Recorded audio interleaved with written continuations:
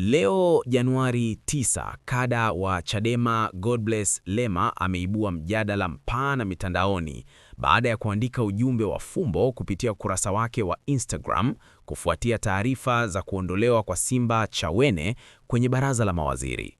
Ujumbe huo uliwekwa mara baada ya taarifa za kutumbuliwa kwake kuanza kusambaa na ulitafsiriwa kwa namna tofauti na wadau wa siasa. Katika andiko hilo, Lema alitumia mfano wa samaki aina ya jellyfish, akieleza kuwa licha ya kutokuwa na ubongo, viumbe hao wamefanikiwa kuishi duniani kwa zaidi ya miaka milioni 650. Aliongeza kuwa hali hiyo inawapa watu wengi matumaini makubwa, hasa ndani ya CCM. Kauli hiyo ilionekana kubeba dhihaka nzito, jambo lililowafanya wengi kujiuliza maana halisi iliyojificha nyuma ya fumbo hilo.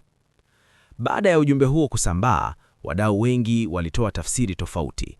Baadhi walidai kuwa Lema alikuwa akikejeli CCM, wakisema ndani ya chama hicho, ukionyesha uwezo wa kufikiri au kutumia akili zako, unaondolewa kwenye mfumo.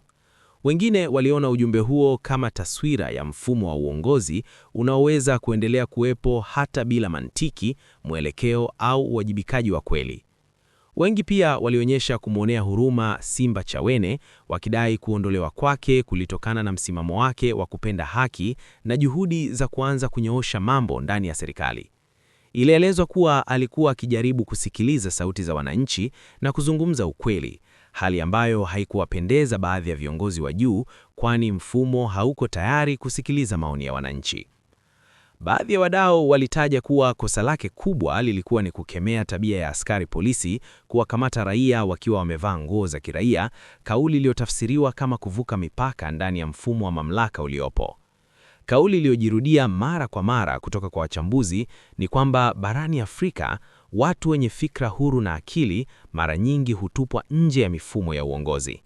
Hata hivyo, kulikuwa pia na kundi la wadau waliofurahia kuondolewa kwake, wakisema huenda ni afueni kwake binafsi kwa sababu amani ni bora kuliko haki katika mazingira ya siasa hizo. Wengine walimtaka akae pembeni na kujitenga kabisa na siasa, wakisisitiza kuwa huwezi kuwa mtu wa haki na ukaendelea kuishi salama kwa muda mrefu ndani ya mifumo hiyo.